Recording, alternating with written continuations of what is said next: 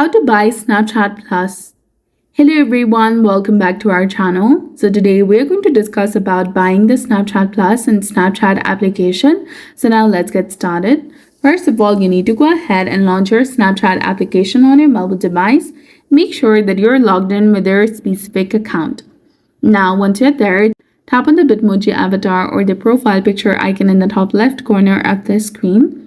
Once you're in your profile page, you will see the option of Snapchat Plus, or you can also go to the gear settings in the top right corner of the screen.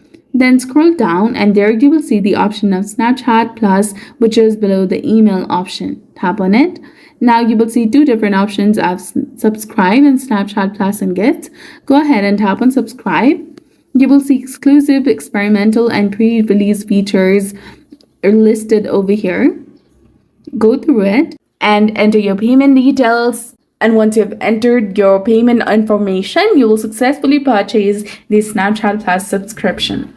Now you can enjoy the benefits of Snapchat Plus.